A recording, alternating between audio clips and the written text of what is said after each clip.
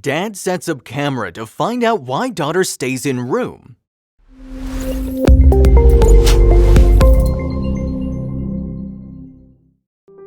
The small household in Ohio was just like any other family in the area. There was nothing strange about them. That's why they weren't prepared for what was going on inside their home. Strange and disturbing sounds could be heard while they were asleep at night. They didn't think much of these sounds until something odd happened.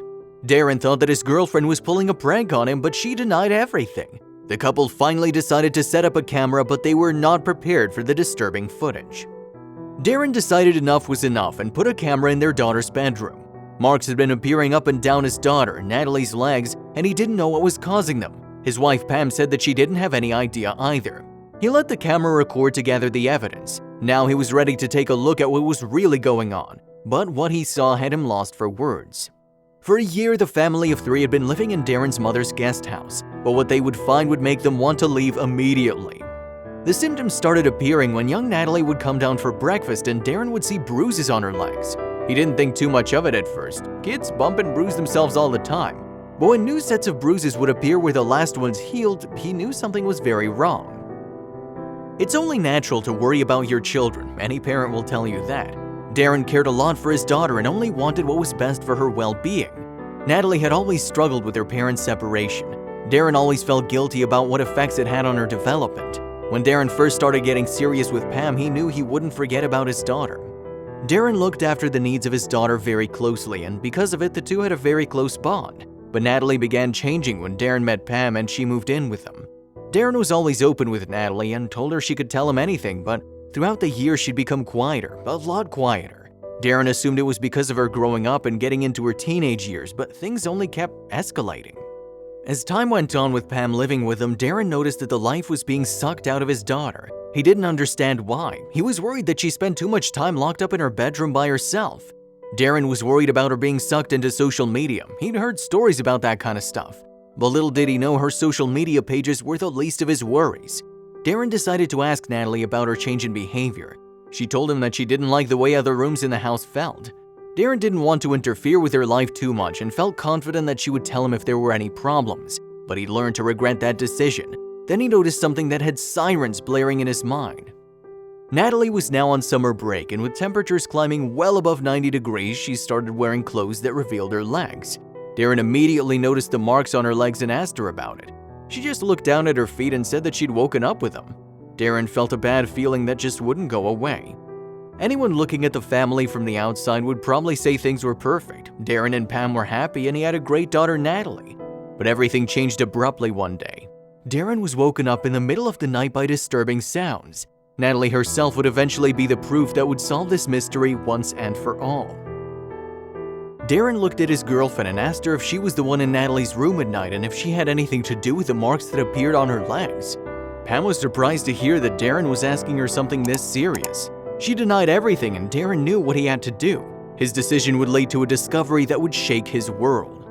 This was not the life Darren signed up for when he chose to be with Pam. He knew that she and her stepdaughter had never really seen eye to eye, but why wasn't she as concerned as he was, or was he just being paranoid? Natalie was a model student and never went out to party like the other kids her age. She wasn't interested in sports and preferred to curl up with a good book and read her summer vacations away. And she wasn't dating, so where did the bruises keep coming from? As the weeks went by, every morning Darren would see more bruises appear on Natalie's legs. What was she doing in the night to receive these marks? And Natalie kept denying that she knew how she'd gotten them. What exactly was happening to his little girl? The worried dad had hundreds of questions running through his mind, but one thing was for sure, Darren knew something just wasn't right. And the marks weren't the only odd thing about Natalie. Now she never seemed to get enough sleep. She'd go to bed at 8 p.m. exhausted and only re-emerge from her bedroom at lunchtime the following day. She would pick at her food and hardly eat anything at dinner time and snap at Darren's most innocent questions when he showed concern. It was like Natalie was a different person. Darren was beginning to worry about Natalie's health. Perhaps she had some sort of medical condition?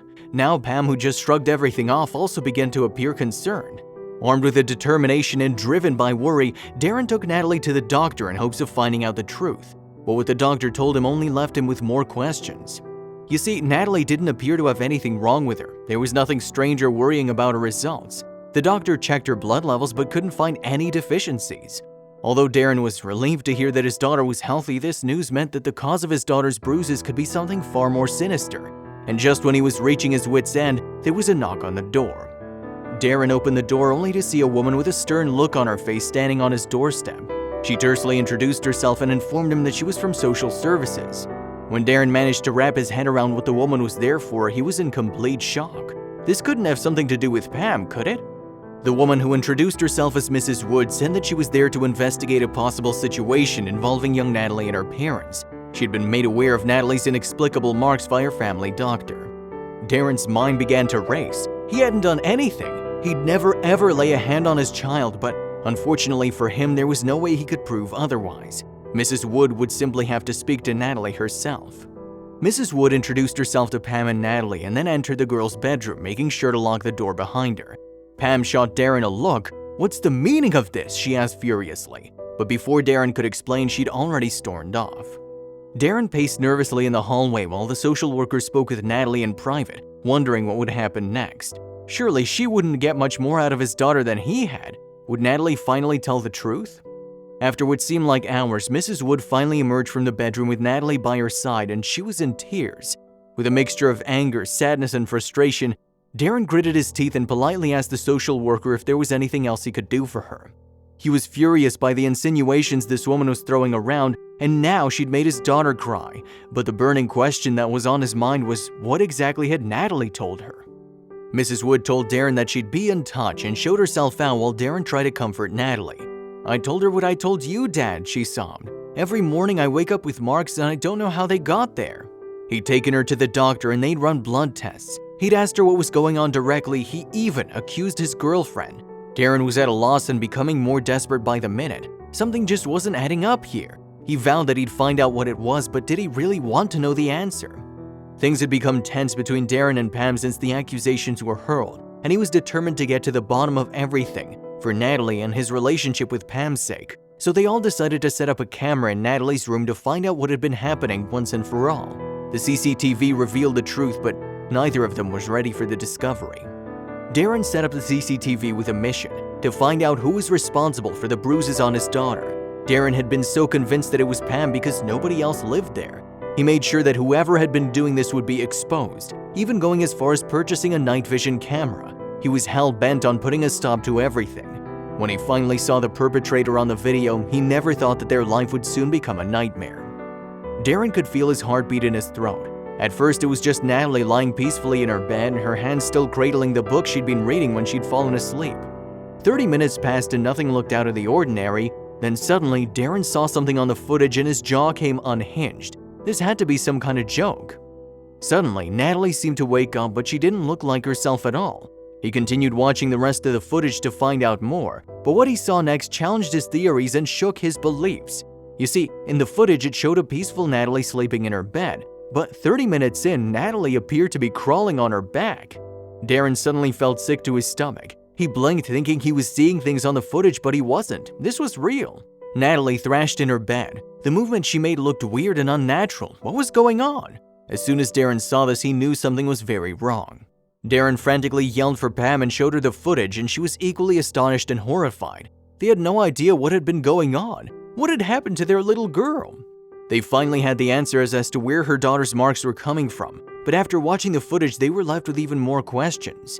Darren ran to Natalie's room, but everything was normal again. She didn't remember what had happened last night at all. The worried parents rushed bewildered Natalie back to the doctor. They showed him the footage and he was dumbfounded. He'd never seen anything like it before. Darren's mind immediately flew to horror movies about demonic possession that he'd seen. It was crazy, but what else was he supposed to think? What was wrong with his daughter? Their GP referred Natalie to a specialist who ran a battery of tests on her. He conducted a thorough neurological exam and ordered a full polysomnogram with an EEG to measure the electrical activity in her brain. He ruled out a tumor and head trauma, so what was causing Natalie's strange nighttime behavior? The specialist found some abnormal brain activity on the EEG that seemed to be coming from Natalie's temporal lobe, which indicated that Natalie could be suffering from temporal lobe epilepsy.